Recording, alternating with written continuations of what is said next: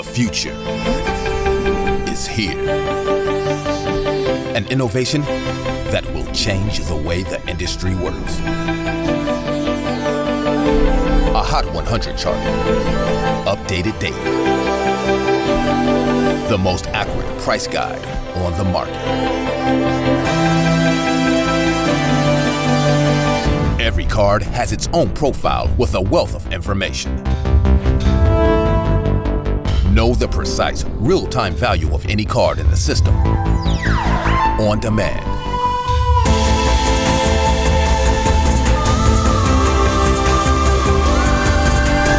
You now have the power to unlock the secrets of the hobby.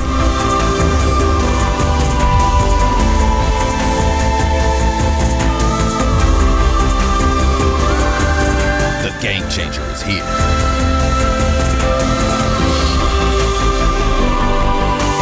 Card Ladder. What's up, guys? Thursday night edition. Hey, what's up, man? Interested to see if we get more or less people tonight. We might do more Thursday nights if people like this more.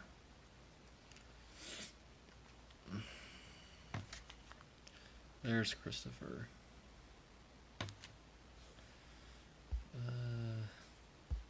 Chris. You like Thursday nights? Yeah, we'll watch the numbers, see how it does. If we can talk more than that, then see. We will see. I was just saying, let's see how Thursday goes. If people like it more, who knows? Yeah. Let us know how you guys like Friday night. I mean Thursday night. You know, it's a COVID-19 work day tomorrow. Yes. So. Yep.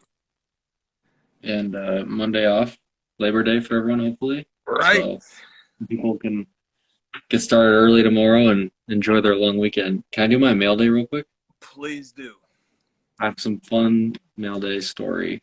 So first, I'll start with this guy, and I got the light just for this card because this contenders is nasty. Cracked ice, man. I can't get enough. Look at That thing just pops, dude. That thing would shine in the pitch black dark. And I love the numbering. Like sometimes it's 21, 22, 23, 24. It's just like, I don't know why I love the numbering. It's just so random and awesome. And then so I've been looking, I posted that I was looking for Roger Federer cards, and I did that purely out of like, I love tennis. I played in high school. I played a lot as a kid. I always loved Roger Federer. He's one of my favorite athletes, and I was like, you know what? I'm telling everyone to zag. Let me go find a Roger Federer card for the PC. That'd be fun. And then, no joke, like the prices like tripled on me. The one I was looking for, like people were like holding me hostage on eBay. Two guys were like, one guy was like, I just got an offer for 700, and I was like, geez, last comp was like 300. I guess I'll match that. He's like, too late. I already took an offer for 900. I was like, oh my god, you're not even letting me counter. And then someone else, and then he's like, I'll give him my other one for 1,200. I'm like, what in the world is? No, dude, this is ridiculous. And so out of nowhere, this guy messages me, and he's like, hey, saw you're looking for Federer. I found a cooler one, or I have a cooler one than what you're looking for. This one's older, and it's like more of a rookie card than the one you're looking at. I think you should take a look at it. And he sends it to me. So here it is. So this is a 2002 Roger Federer. This is a Pop 7, and there is one PSA 9. So there's only, I think there's some lower grades, but there's only like 10 of these graded. It's kind of an oddball card, not really like a real Federer card, but it's definitely rare and interesting. And so he's like, yeah, I'll send you this. Pay me when you get it. Really nice guy. He's the one that I featured last week, the nonsense name cards.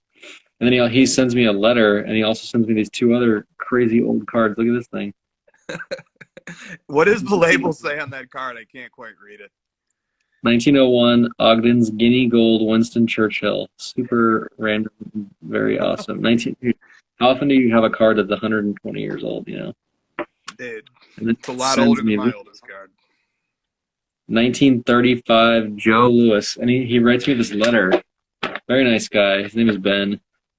And he's like, yeah, I hope you enjoy that. I don't want to like have if he doesn't want me to read this, but it's basically like, hope you enjoy the cards. Joe Louis, he holds the record for holding the heavyweight title the longest consecutive time, and he was like considered one of the first great African American athletes. He was a national hero, and I didn't know all that about Joe Louis, so that's kind of cool. 1935. So thank you to Ben for sending me these. Really awesome collector, really awesome person, and I feel like I got the Federer card I wanted. It's more rare than the other one. We always talk about rarity on the show, so I'm pretty excited to have this card. Great picture. Look at the picture of Federer. Yeah, so this is him beating Pete Sampras at the 2001 Wimbledon, which is like his crowning moment, his like coming onto the scene as a big time tennis player. He's only 19 in this picture, and Sampras was obviously like one of the best players of all time, and Sampras was the defending champion, and Federer beat him, and it was like a literal passing of the torch from Sampras to Federer as the next great tennis player. And we all know Federer went on to be the greatest champion of all time. So I love Roger Federer, amazing athlete. Wish I could get some of those other cards, but I got pushed out by myself. Lesson learned. That's going to tie into a question that somebody has here early on. So very nice foreshadowing. Dude, I think the Winston Churchill cards, man, I'm just going to throw it out there. #invest. I think that market is going super high, dude. Those cards are so undervalued.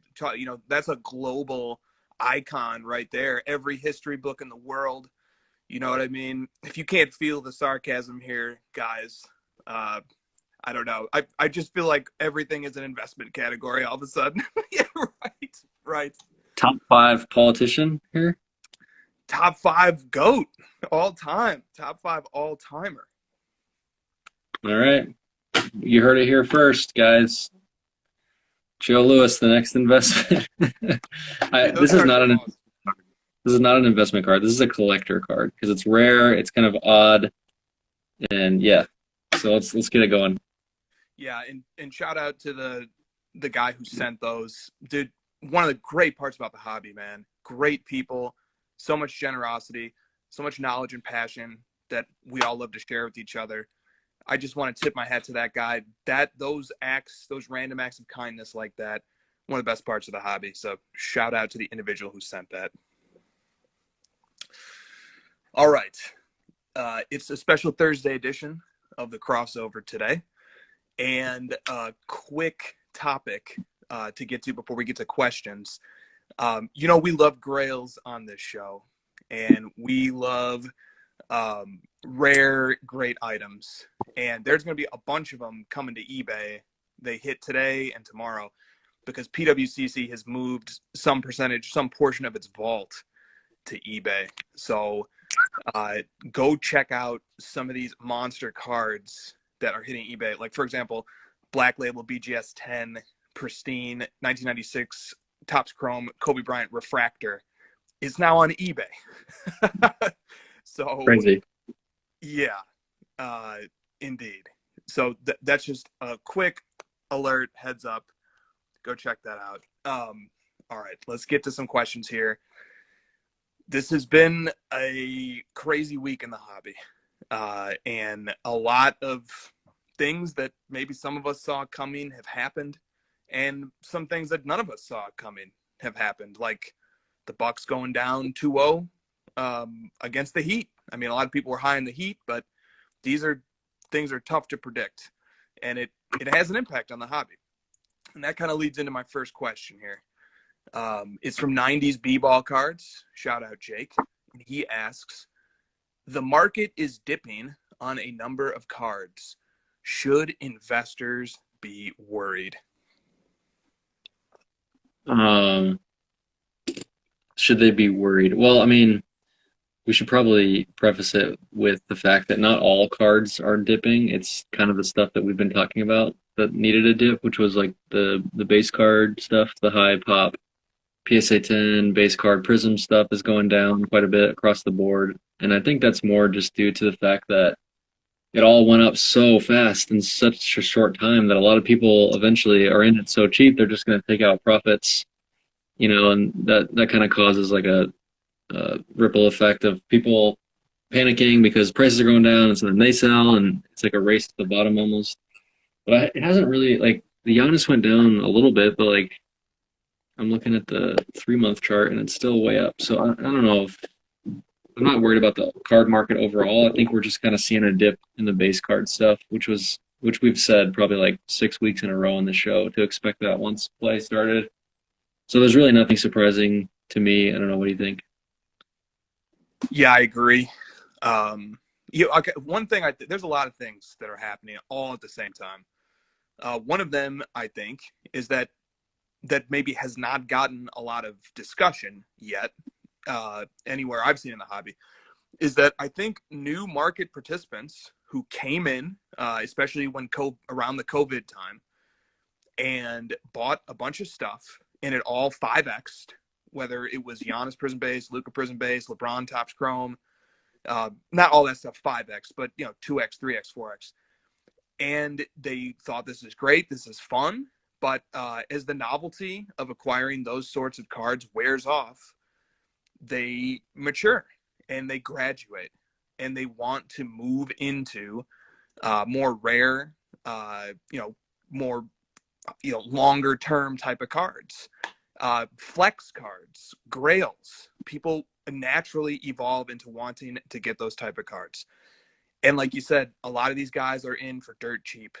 I've been talking to collectors on Instagram who were thinking about Giannis Prism Base prices and how it's taken a dip here lately. And they were like, look, I'm not sure if I should sell or not. And I would ask, well, how much are you into it for? And one guy was like, $20 for a Giannis Prism Base that ended up getting a PSA 10.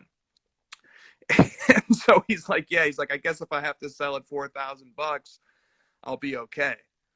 And I think that's a scenario that a number of people are facing right now, is that, they're disappointed that what once was $6,000 is now $4,000. But at the same time, they're saying maybe I can exit these more volatile commodity cards and get involved in some more highly collectible items. I think we're seeing kind of a number of people graduate at the same time. What do you think about that theory? Yeah, that's a real big part of it. We see it with like individuals that we talk to on the daily basis, people coming into the hobby where they came in not really knowing what to buy, so they're kind of buying what they see, which is the base card stuff. And then they get bored of it real quick because they see it so many times, and if you're in it for any amount of time longer than like 2 months, you're eventually going to get bored of that stuff and want to graduate, like you said. So, and I'm still like, it's crashing as it relates to like a week ago, but like all these charts I'm looking at, everything is still up over 3 months. So I'm not saying it's gonna like bounce back and just like go to the moon. We'll probably see a steady decline as the playoffs get more intense here. They get towards the end, we get to the off season. There's not much news coming up in the basketball world for a lot of these guys for a while. I mean, the season does kick up again real soon, so it's just like I'm not really worried about any of this stuff. I wouldn't really be this long term anyways. Like if you were planning to like retire from some of these cards, I think that's a little bit short sighted anyways. So if you think this stuff can go back up, now's a good time to buy. It sure is, man. And we see these cycles happen. This is hardly the first time that the NBA playoffs have happened and players spiked, and then they get knocked out of the playoffs, or they don't meet expectations, and then they dip, and then we go into the off season and people start buying again. And then the hottest names and the hottest prospects once more see their prices start to uptick as we enter the season. That's why it's important to look at sales histories going back years. Giannis literally had like an identical cycle to this last playoffs when the Bucks were up 2-0 on the Raptors, and then the Raptors came back and won and knocked Giannis out of the playoffs, and his market retreated. If memory serves, I think those cards got up to as high, the Prism-based PSA 10, they got up to as high as like $700, $800, and then they retreated back to like 400. Mm-hmm. These type of retreats, they happen. This is a reactionary market, and it's healthy. You want to see stuff like this happen. It would be absurd to see a market that does nothing but go up on every player, on every card all the time.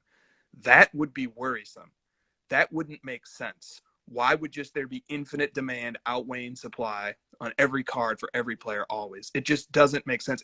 A market would not look like that. Mm-hmm. It's a good thing that markets respond to changes in enthusiasm and optimism and collector tastes. That's what markets should do. Yeah, and us as a community shouldn't really be trashing the people that bought into base and are losing money right now, because we never want to see someone lose a lot of money. So hopefully there's not people that lost their hats on buying stuff at the peak and losing a bunch of money. But it seems to me that that's not really the case in most scenarios. It's a matter of people that bought a few months ago and, they're seeing crazy gains, but they didn't sell enough of it or any of it. And so now they're just, they're making a reasonable amount at this point. So I don't really know that there's a huge group of people suffering from this, and I don't like to see people celebrating any potential suffering. So let's cool that down a little bit on the social media side. Let's hopefully encourage people, instead of saying "I told you so." It's like an encouragement of, this is the lesson you need to learn, and this is how we go forward, right? Yeah, man. I love that. I think that is the great lesson that we learn over and over in the hobby, no matter how long we've been in it for, is, we constantly have opportunities to learn new things about how this market works and how it reacts. And, like you said too, so like you're pulling up some vintage cards right now. So like one question that people have come with sometimes is like, well, what's happening? Are people just buying less cards? Is less money being spent in the hobby? What the heck is going on? No, Right. absolutely not. So yeah, go ahead. I have sorted by weekly percentage change right now, which is one of my favorite sorts. And there's a lot of Leonard Fournette because of the news. There's some Kobe stuff, some Luka, more Fournette, but then there's a lot of vintage stuff.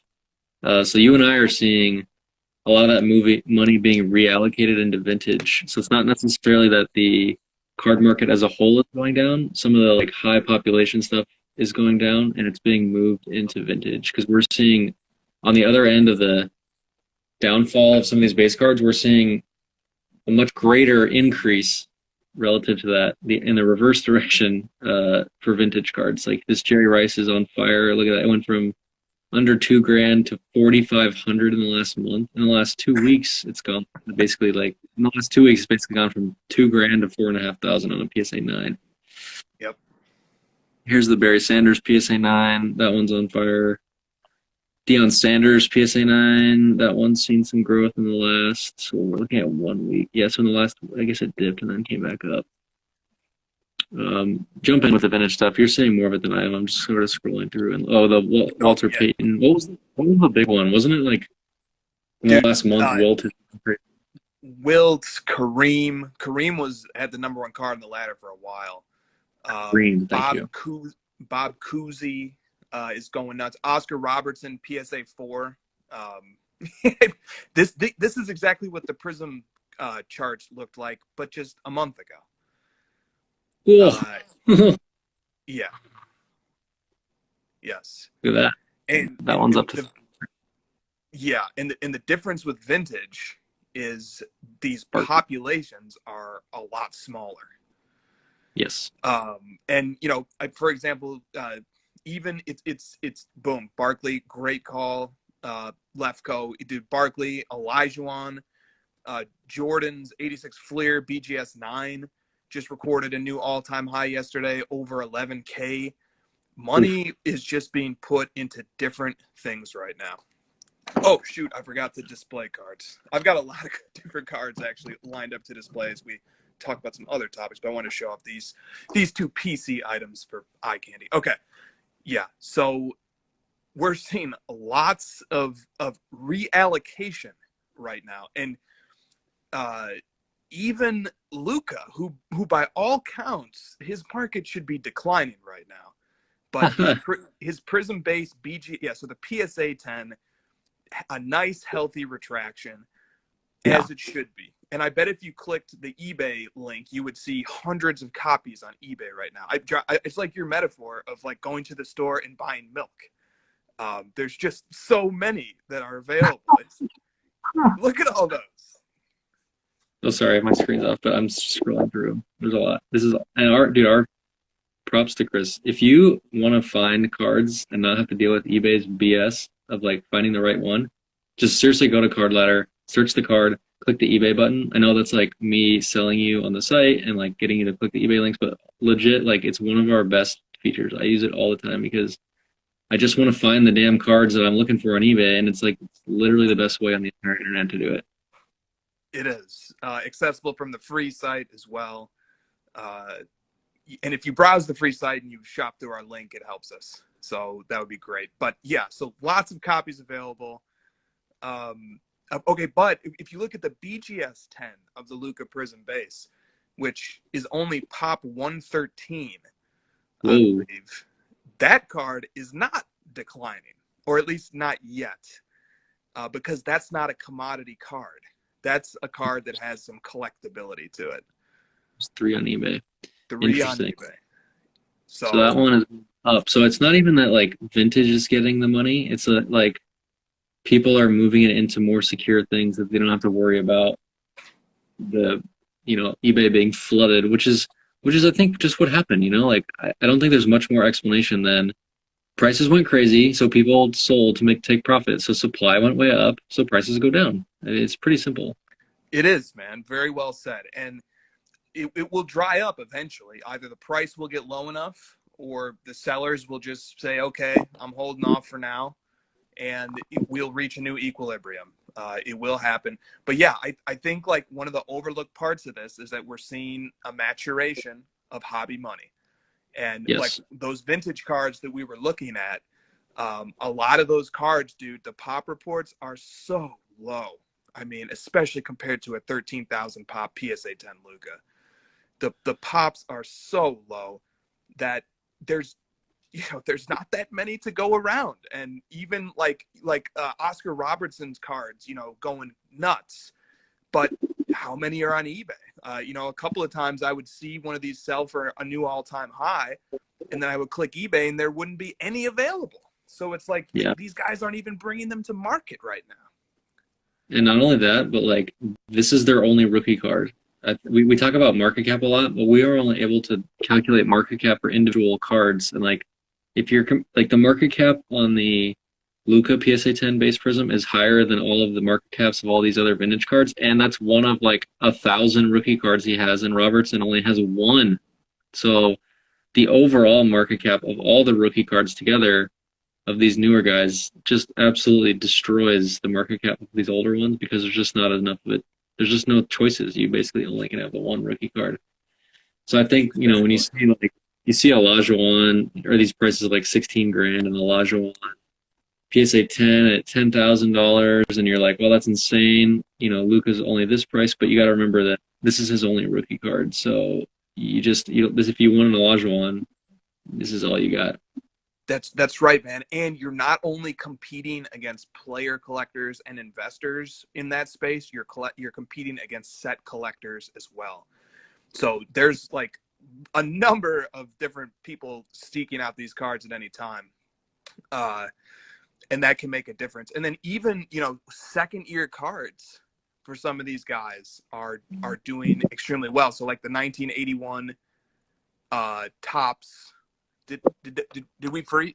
Did the screen freeze or something for you? Yeah, my screen froze. I'm not sure why. Okay.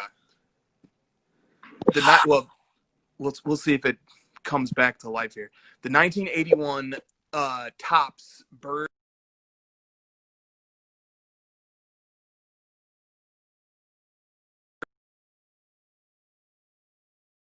just set monster all-time highs yesterday or 2 days ago. There we go. I think we're back. The Bird PSA. Yeah, 1981 tops, Bird and Magic PSA 10s. They went absolutely nuts yesterday. Or maybe it was 2 days ago or something. We were starting to get a lot of like this 80s stuff in there, so I don't know if we could get it to come up here. Yeah, 11,000. There you go. And maybe tilt your phone just slightly to the right so that the graph. Thank you, man. Yeah. So what was the high yesterday and then the sale before it? for the 81 Topps Bird. It seems like so the highest before was on July 22nd for 4,300, and then the newest one is yesterday for 10,000. And the So 81 Topps Magic Johnson did the same thing. interesting. So yeah, So cards are going nuts. Cards seem hotter than ever. It's just Yeah. like the ones that have the most eyeballs are going down right now. Yep, it's exactly Interesting. right. It's very interesting. Exactly. Okay. All right. That's a lot of market talk there. We had another question come in from Larry. He said our NBA Prism base drop. We kind of talked about that, but he if you want to chime in on this, he said, is NBA Prism base dropping because they're overvalued, overproduced, or is it just players getting eliminated? All of that, all of them. Yeah, I agree. All the above right there. Okay, great question came in from Mr. PTW Shields. Kind of a meta question here almost for us to answer. And I think people are very interested to hear your answer to this question for sure, because you're definitely one of the tastemakers in this hobby. He says, is there any merit to keeping cards that you buy a secret as opposed to showing what you buy? And like your Federer example is like a big part of this, right? Because you just talked about how cool Federer cards were.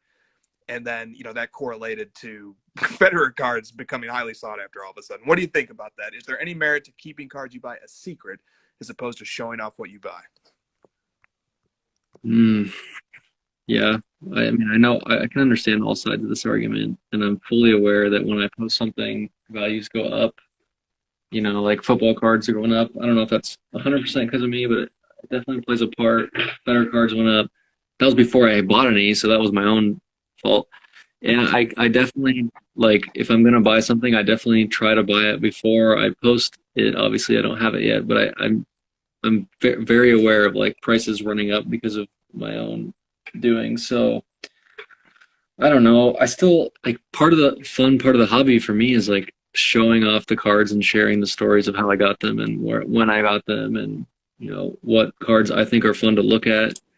So I don't think it's really fair to anyone to ask them to not show their cards, including guys like Gary Vee. Like I know he posts stuff, prices go crazy, he's aware of it, so he's blurring cards. Dude, nobody wants to blur their cards. That's lame.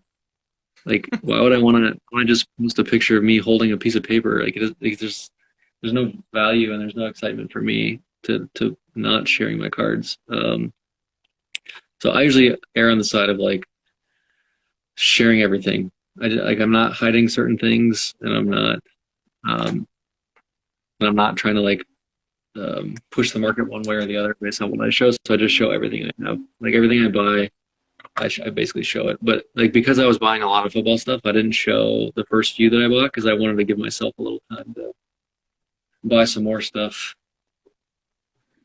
Yeah, I mean, the thing too is that you flexed a monster Winston Churchill tonight, but I don't think that market is going to go crazy all of a sudden. Although I saw Frozen cards are popping right now, or at least people were trying to make them into a thing on Instagram. So maybe Winston Churchill is about to be, the hottest prospect in the hobby. But there has to be, I think, generally speaking, joking aside, there has to be underlying fundamentals that make cards that are maybe underrated interesting and collectible and desirable. And so if you put your finger on something that is like a latent or a dormant appealing card and it just hasn't been brought to the fore yet, and then you bring it to the fore and people go through the same thought process you did and they say, you know what, damn, this is a really cool card, I would like to have this, or I see the upside to this card, I see why skills position football players, they're pennies on the dollar, they're a ton of fun to watch, they're a ton of fun to collect. Like this could be a fun thing to get involved with, but ultimately people still make their decisions. And so I think like that's the right recipe, right? Is like somebody who has a big microphone can put attention on cards that have underlying fundamentals that makes them highly desirable, but they're just being overlooked. Yeah. And I don't really I've done it a couple times, but I don't buy cards with the thought of like, I think this is quote unquote undervalued and I think it's going to go up and I should just buy a lot of it. Like 95% or more of the cards that I buy are just cards that I enjoy looking at and I want to collect them. And that's why I buy them so that I share them. And there's nothing behind it where I have some ulterior motive of me doing that to make money. It's literally just like you're just watching me collect.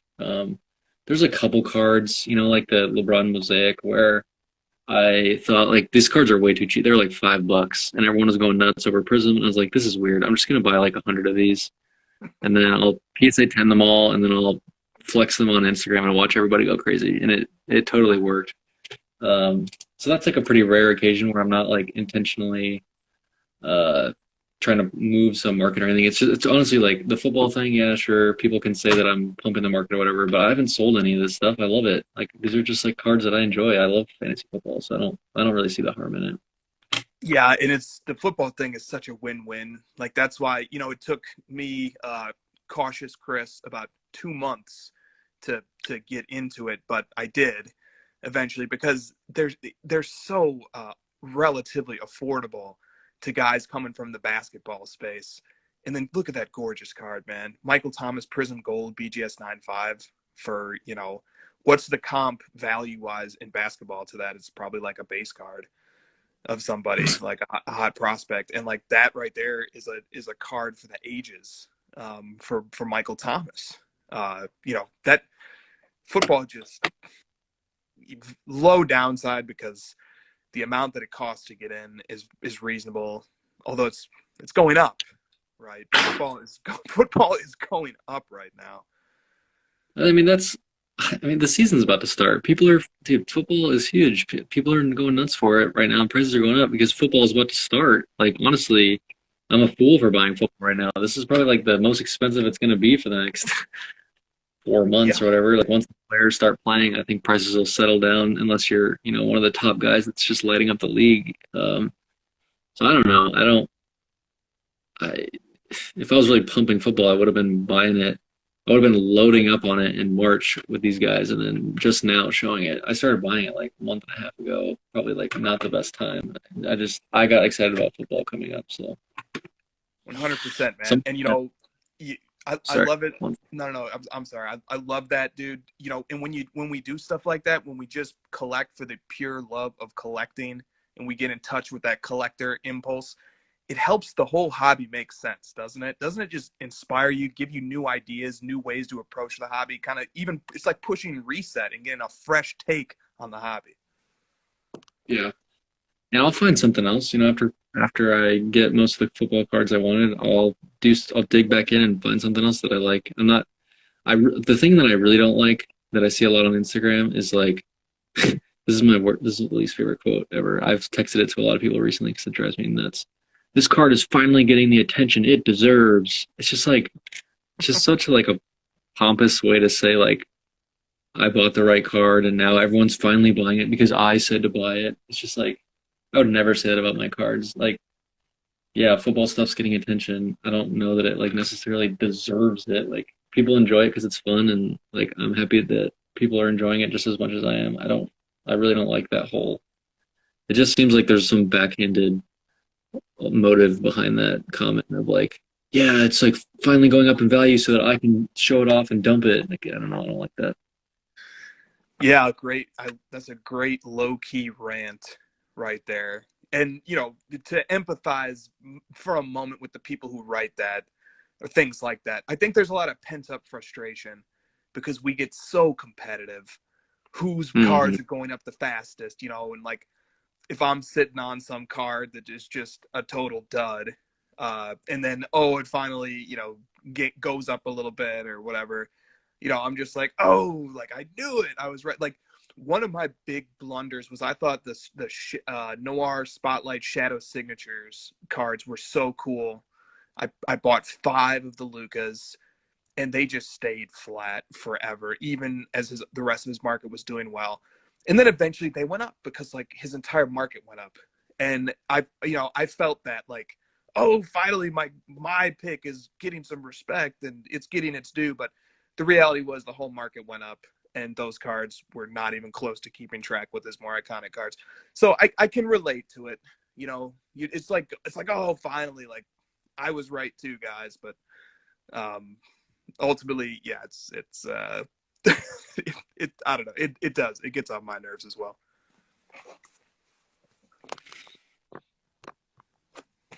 Okay. The next, all right. Lots of topics here. Let's do this one briefly. How far down the scarcity rabbit hole is too far? For example, 1972 Icy Bear cards. And this comes from Cooks CLLC. As a collector, never. There's not too far down the scarcity hole. Because if you're a collector, that's kind of the fun part of it, is like finding the absolute rarest items, no matter how obscure they might be, as long as you think they're cool. But yeah, as like an investor, there's definitely a point of like, okay, this is a little bit too far. I don't know if I can convince the community that this is something interesting, and I don't know if like this is, you know, a good investment or whatever. Like, I don't know. This doesn't really seem like a great investment for a Federer card. There's only like 10 of them graded. It's really hard to like get your arms around what it is. I think this might be a little bit too far, but as a collector, someone that's like looking for something fun, a Federer, it's definitely not too far for me. In fact, I love it. I guess it just depends on which lens you're looking at it through, the collector and investor side. Well said. Definitely well said. I definitely tend to go too far down the scarcity hole at times, because you think like, hey, yeah, right, exactly. And you think to yourself, or I think to myself, man, I'm discovering these awesome cards. They're too cheap. Everybody's gonna follow me down this rabbit hole. I'm just beating everybody to the punch, and it's not true. People are not going as far down the rabbit hole as I am, or they're just not seeing the same things in those cards that I'm seeing. It is possible to go too far down the scarcity rabbit hole. That's where, as he called it, it is definitely possible to do that. But like Josh said, it just depends upon what your goal is.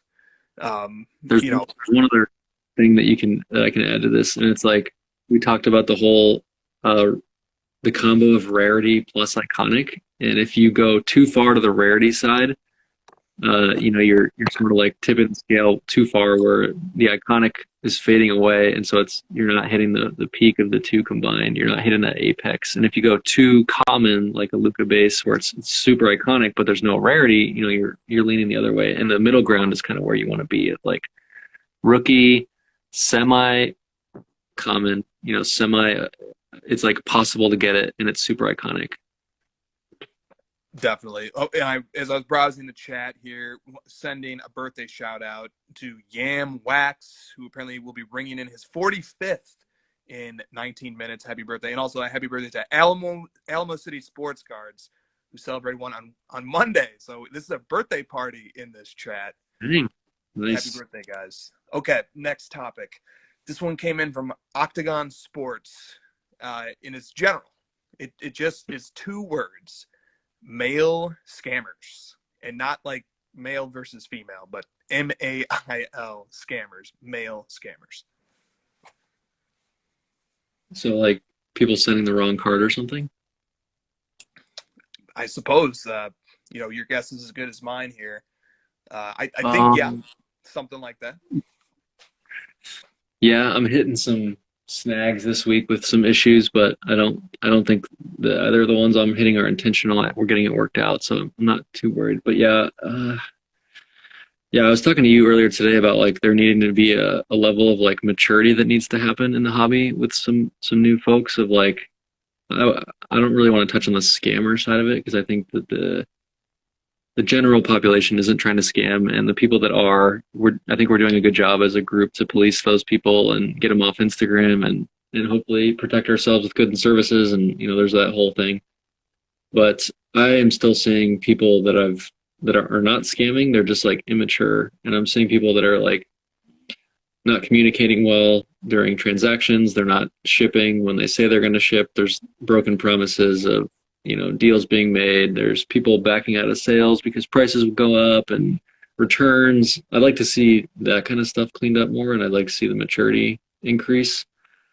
I would like to think that's going to happen as the people that have been flooding into the hobby get more educated and get more mature, and they get kind of weeded out, over time. Because we talked about how like new content creators coming in, there's a whole bunch, and the ones that are providing good content are the ones that are going to stay. So we'll like naturally weed out the bad stuff, and I'm hoping the same is true of like the people that are not treating the hobby with respect as they should, especially as it pertains to like transactions, buying and selling. So hopefully that improves over time. If you see that kind of stuff, call it out. Let's, as a community, police it as best we can. We don't really have any regulations other than each other and the community, and using things like PayPal, goods and services, stuff like that. I don't really have much else. No, that's a great series of points, and it is just something. So if you are unfortunately somebody who has a bad experience dealing with shipping cards, there are resources available. Like Josh said, PayPal provides protection for goods and services transactions. eBay provides its own layer of protection if you're doing it through eBay as well. And then we do have an active hobby community. Word can spread quickly. Of if something happens to cards, we have a lot of happy endings to a lot of stories that look like they might have started off poorly because the community is so active.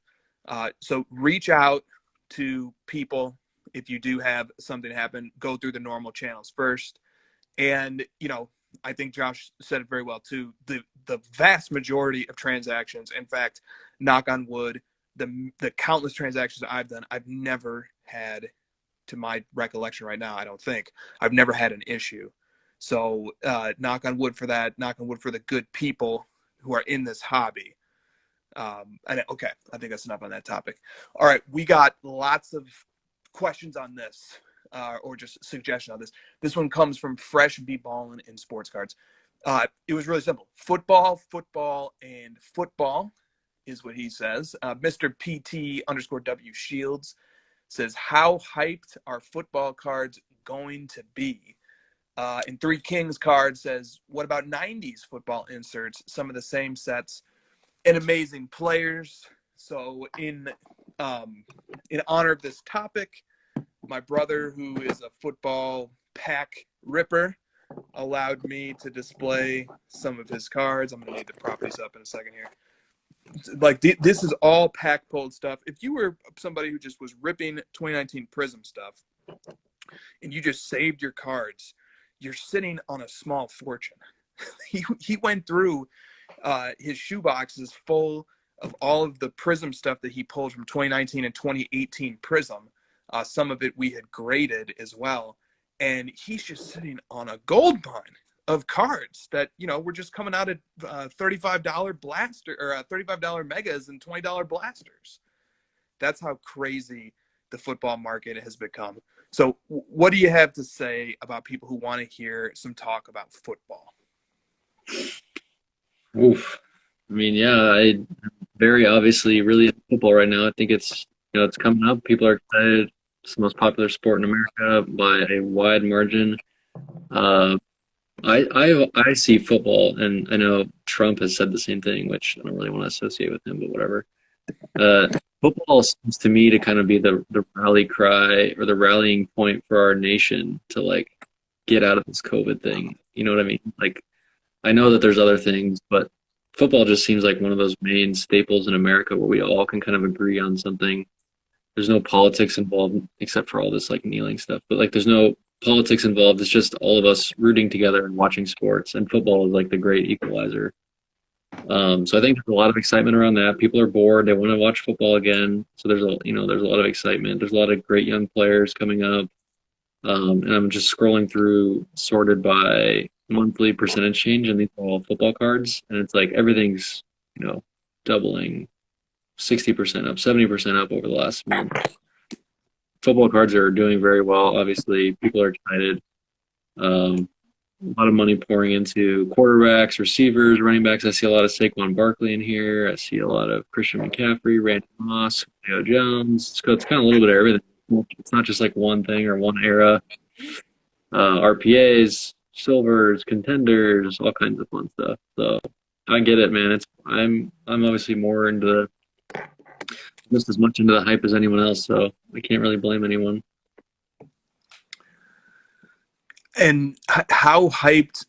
What's the hype cycle going to look like for football cards here going forward? Are we at maybe the apex of football card hysteria, or is it going to get a lot worse or better? I guess depending on how you see it.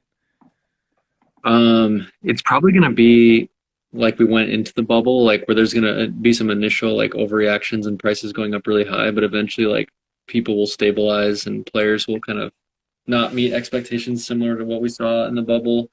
But the playoffs in football are a long way away, so I could potentially see it holding pretty strong for a while in football, the hysteria. And I've said it several times, but I really think this whole fantasy football correlation is going to be a thing this year in football cards. Like I think they're going to kind of play hand in hand, and you're going to see like these weekly ups and downs for certain players. And football, Adam talked about it on my last pod with Lefko. He was talking about how football is like the center of overreaction for media because you have a week to digest what happened. There's like overreaction Mondays. So I think we'll see a lot of prices going up, really super volatile during the season with some of these cards. You might see something like get cut in half in price and then triple the next week because he has a bad game and then a good game. I think we're going to see a lot of that. The more like established Hall of Fame football players will probably, lose some interest during the season as people start prospecting out these younger guys like we see in basketball. So if you want to play the day-to-day, find some younger guys that you think will have good weeks. And if you want to play the long game, do what I'm doing and just keep buying Hall of Famers.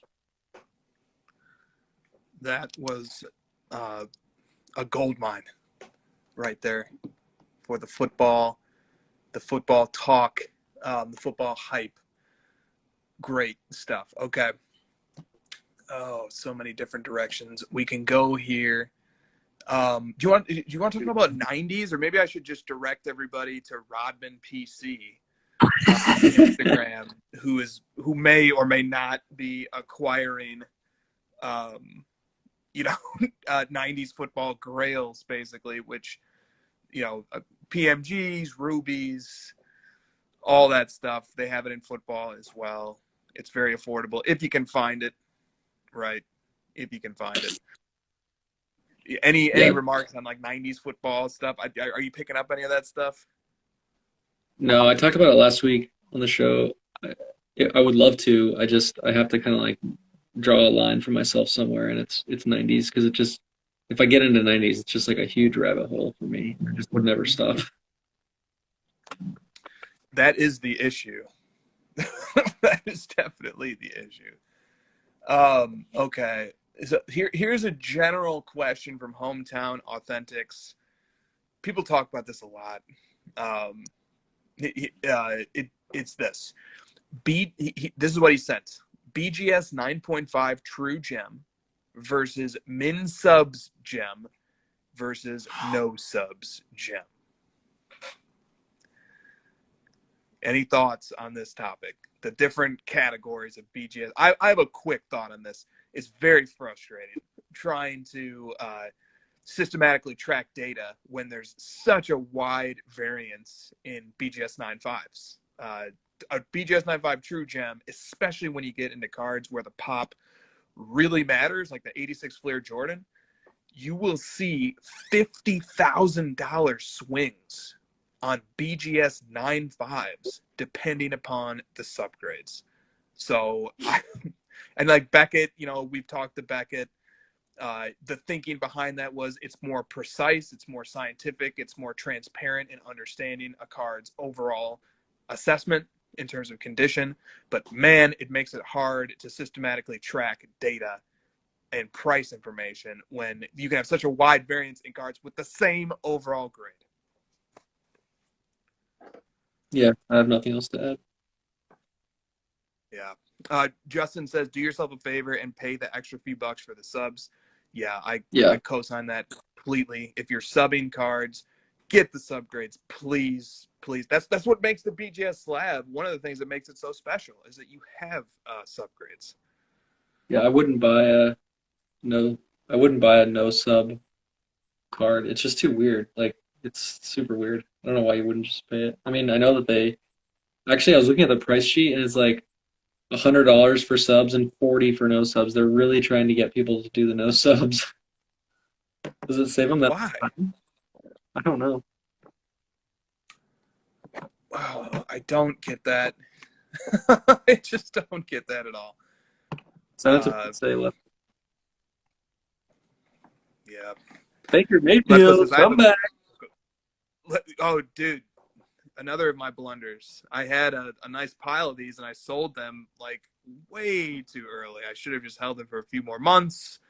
Would have done much better. But alas, tough to time this market. Lefko says, I have a BGS 9 Stone Cold with no subgrades. I believe you, man. I know you do. Probably have a pile. It kills me. Not sure who to send it to. What do you think? What do you mean who to send it to? Like, should you send it back in for grading? Yeah, he's probably saying, like, should I cross to PSA or just go get the subs from BGS? Whichever you want more. There's a good chance it won't get a PSA 9, though, so. Yeah. Could BGS just add the subs to it and guarantee that you keep the 9? I don't know how that works.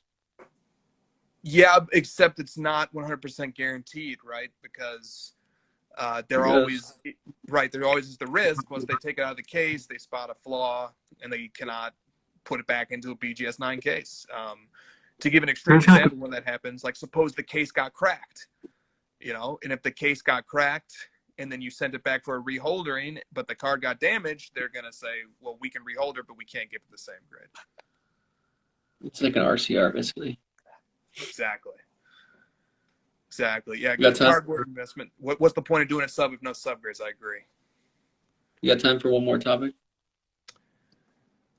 Oh, there's different rabbit holes to go down here. There's several things on the NBA playoffs, which have been phenomenally entertaining so far. J. Lee Cards, the great Jeremy Lee of Sports Cards Live, he says, and he hailing from Canada, this is hardly a surprising request. He says, OG's buzzer beater and Lowry's pass that led to it. What a finish. Do you have any thoughts here on the state of the NBA playoffs so far and some of the tremendous plays we've seen? They're awesome, man. The playoffs are unbelievable. It's the best.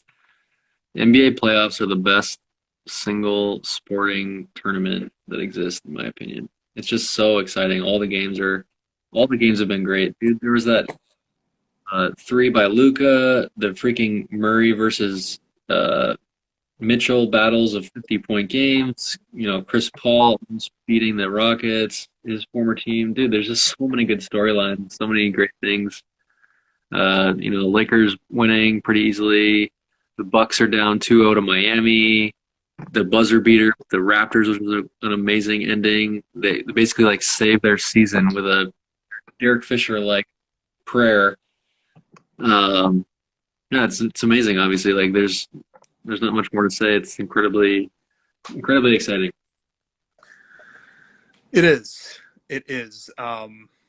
And to relate it back to the sports card market a little bit, it sort of freezes me when I'm now in this cycle of consuming NBA playoff basketball. It sort of freezes my mind because I'm so intrigued by the uncertainty of what's going to happen that I don't really feel like selling or buying anything right now. I just feel like seeing what's going to happen and letting it play out. Things become very uncertain very quickly when the playoffs begin. And I think I might not be the only person who sort of feels that way. Or people kind of get scared of the uncertainty and then they decide to start selling stuff. And, I think that starts to happen. Yeah, I'm with you. I just like to watch the games. And I feel like of all those people you asked, cards or the sports themselves, I chose sports because, right now, I'm not worried about buying basketball cards at all because I'm just watching these playoffs. It's exciting, and I don't really see a big opportunity to like flip right now in basketball. It's pretty risky based on like, well, basically Giannis cards can go tanking if the Heat win, or they can like go crazy if he makes a comeback. Like I'm not willing to play that risk over one or two games. So I'm just watching and just enjoying. Like this is like the highest level of athleticism and competition you can get. It is. Pack breaker. Ooh, I'm gonna drop this one as we're like at the final few minutes here. This question. He has an NBA playoff related question. He says, what happened to his question? Or yeah, he says, if LeBron does not win a championship with the Lakers, what happens to his Lakers jersey cards? I don't know. Nothing. I don't know why people love that question. I don't know. They'll go to zero. They'll be worthless. You should tell them. Tell them to me. It's just like people. There's a bunch of people that are like, yeah, I'll sell them. And like, I actually have this theory on Luka and LeBron that neither of them are ever gonna have a card off season, like for the rest of their career, because like those guys are so sought after right now and so intriguing as prospects and players long term that like the second that their prices go down, you've got a swarm of people that are like, wow, well, this is a great time to buy. Let me buy, and the prices go right back up. Like there's just not going to be like this huge off season and dips for these kind of guys because there's so much attention on them and they have such great trajectories in their careers and how they're going to end and stuff that you're not going to see Luka prices plummet in the off season because he lost. Like the second that they lost, Carlisle and everybody was talking about how he's going to come back and like win MVP next year, and so people are going to like get hyped for next year already. I don't really see. And if LeBron loses, dude, you think that they're just going to give up going into next year? He's going to go find another veteran to join the team, and they're going to be hyped for next year again. It's not like it'll be temporary if it does. Dude, absolutely. And the hobby optimism it blows me away. I'm an optimistic person. The hobby's optimism puts my optimism to shame. We in the hobby will clutch to the smallest glimmer of hope if it leads us to feeling good about the player and the team and the cards that we collect. And, so like there's this like Giannis dip. There is a Luka retreat. There's a Kobe retreat. There's lots of retreats that are happening right now. And that's fine. That happens. That's healthy. That's good. But, and people are like reacting to two Milwaukee Bucks games. Now the Heat look great. There's no denying that. And they're a matchup nightmare for what the Bucks and Giannis want to do on offense. And their 3-point shooting is tough for Milwaukee to overcome from a defensive point of view based on their philosophy. But as you pointed out with Luka and LeBron, Giannis fans as well, once God forbid, let's say the Bucks get knocked out, then the rumor mill starts. What is Giannis going to Golden State? Is Giannis going to team up with Curry and Clay? Is Giannis going to the Lakers? Is Giannis going to, and then the optimism and the hope renews itself, the speculation and the expectations create themselves again. And by the way, I've been seeing a lot of Giannis slander. Giannis is probably about to be a 2-time NBA MVP. He just had the highest player efficiency season in NBA history, knocking off Wilt Chamberlain. The guy is already going to be an all-timer. Put some respect on his name. Yeah, 100%, dude. 2 games and now he's terrible. Come on. Indeed. What was that? What are you showing off over there, dude? What's this? Ooh, that's a Julio. I just buy cards, bro. Like I like football cards right now, so guess what? I'm buying football cards. They're coming in. Look at that. Boom.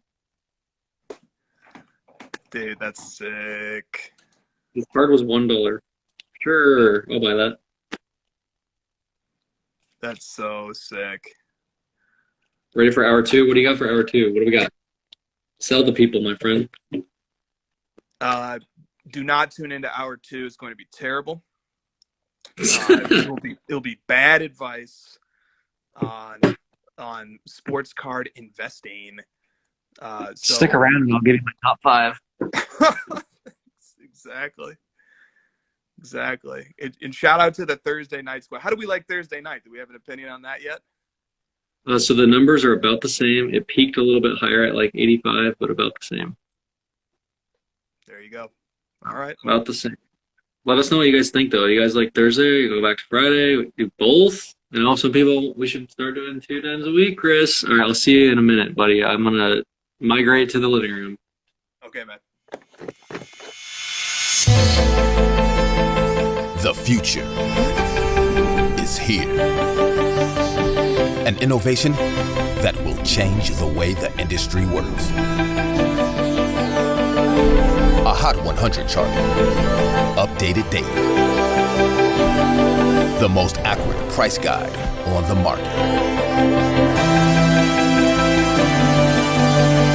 Every card has its own profile with a wealth of information.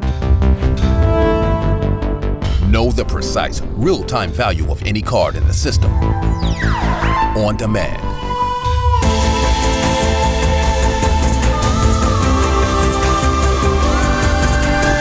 You now have the power to unlock the secrets of the hobby.